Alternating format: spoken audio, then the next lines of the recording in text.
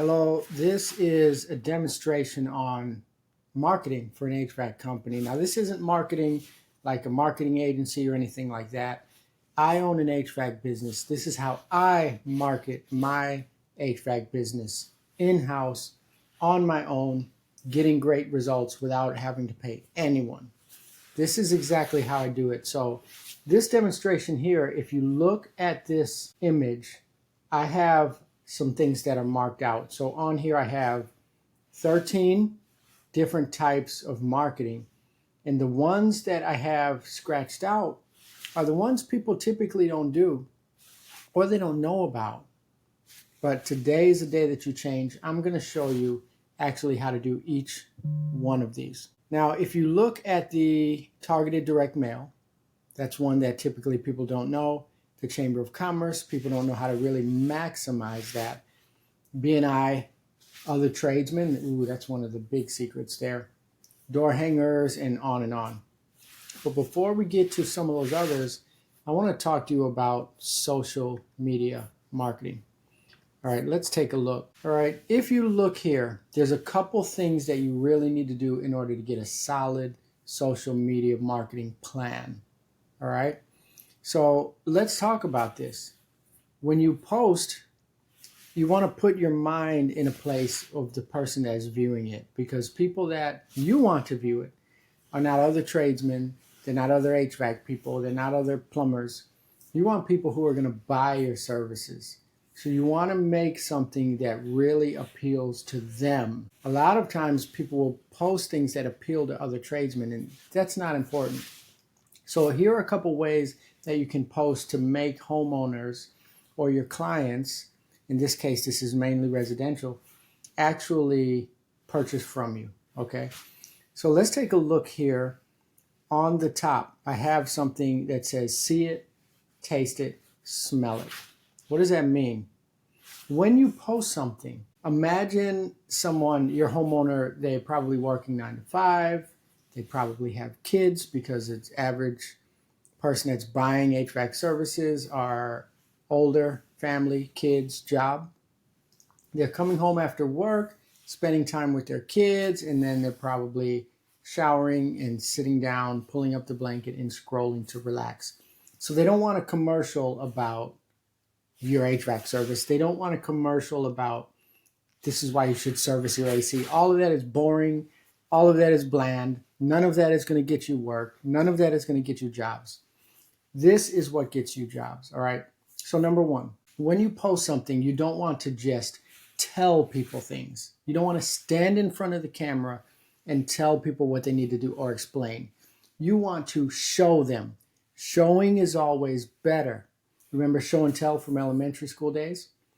In this case, you want to show it, but you also want them to taste it. So you want to describe things like that. You want them to smell it. You want to describe smells, show things that have a smell in the image. You guys have seen it. There's some pictures that you can smell. You can see certain things and say, oh, you can already kind of imagine what it smells like. You can see things and just kind of imagine what it feels like, the slime and everything. On this top photo, you see an image of me in a video with an evaporator coil that was insanely dirty, insanely disgusting. You can almost smell that thing. You can almost taste it, especially if I show this and I hold it up and I say, oh man, this smells horrible. This is inside someone's house. Is this inside your house? Let me explain something to you so you can see if this is inside your house. Now you want to watch that because you've been emotionally connected, all right? Take a look below at the photo here where I have myself in front of a van.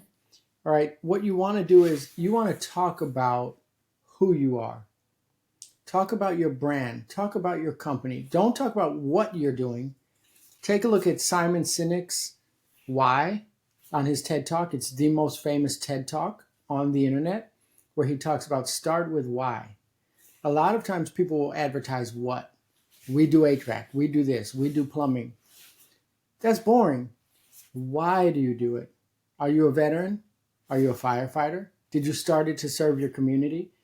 Did you start doing plumbing or HVAC because your grandfather did it and you remember spending time with your grandfather and they were such good memories that when you grew up that you wanted to take on that business? That's why you did it. And that's a lot more engaging than what you do. All right. Of course, you want to use video as much as possible. Video is the way of the world these days.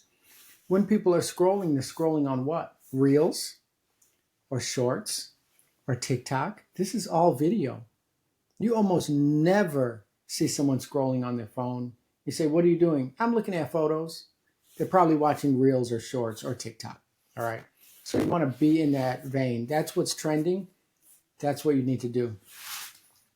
Always, always, always speak the customer's language.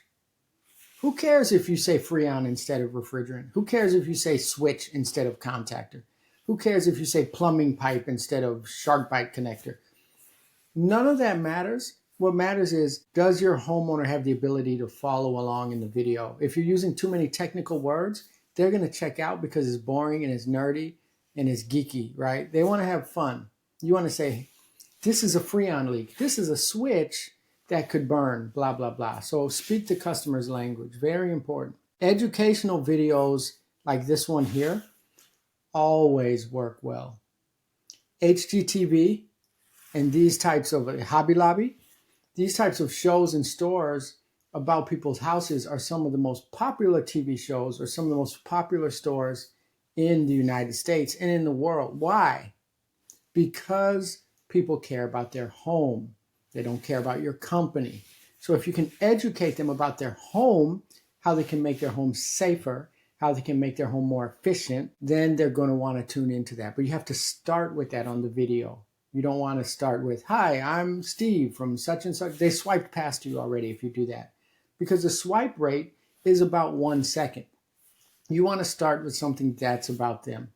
This is how you can make your house smell better. This is how you can make the air in your house safer and healthier. Start with that. Now it's about them. They care about their house.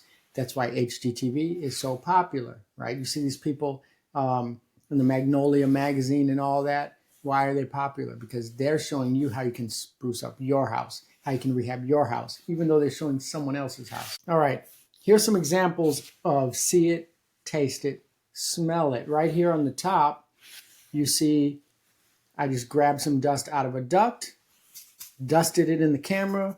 People are probably wanting to sneeze. You're probably wanting to sneeze, me talking about throwing dust in your face. And you're watching this digitally. That see it, taste it, smell it is very important. So these are examples. You see me holding this piece of duct, show it. Show how rusty it is. Show it immediately. Talk about the side effects of what happens. You see this down here, this photo where I put these emojis. I actually thought they were poop emojis. Someone told me they're chocolate ice cream emojis. So these are 2 air handlers that had rat poop in there. So I show it and I actually stick my nose and say, oh, it smells like rat poop. This is inside this AC. Is there rat poop inside your AC? So you can see a lot of times you can get traction like that. Okay. Now, as I said, we've done a lot of testing and we ask our customers, what made you want to call us? How'd you hear about us?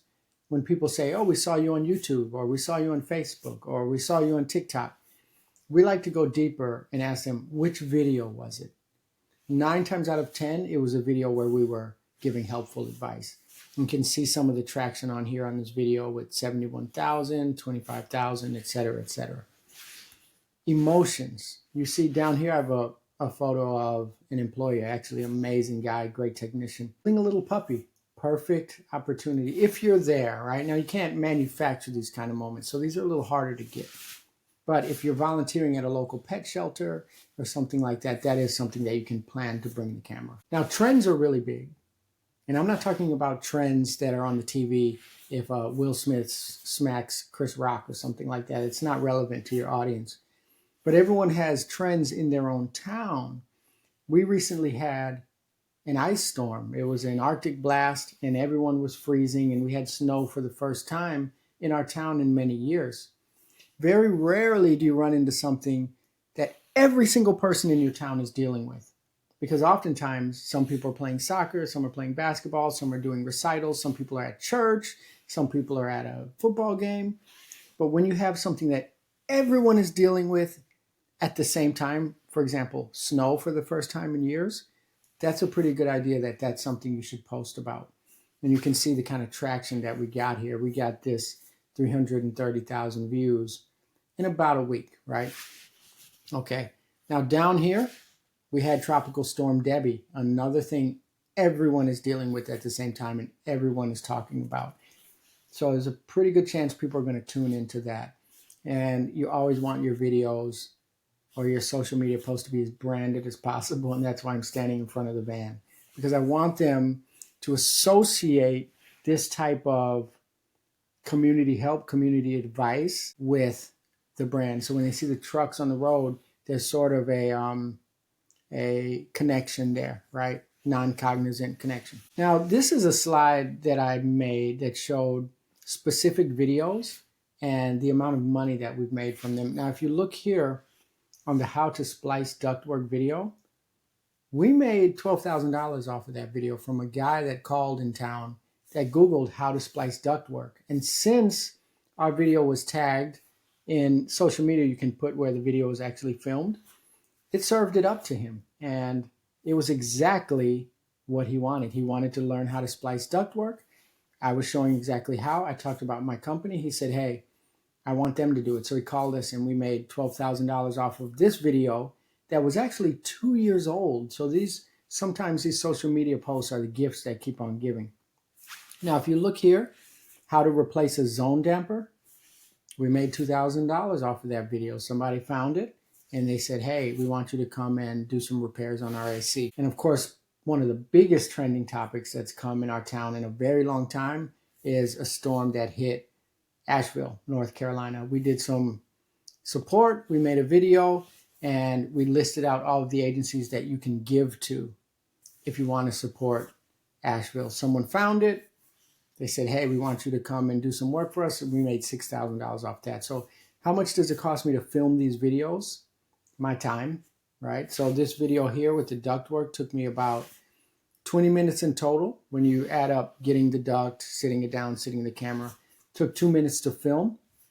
The ROI on that is insane, the return on investment, all right? So that is the social media posting tip for today. In the next video, we'll get into networks and grassroots marketing.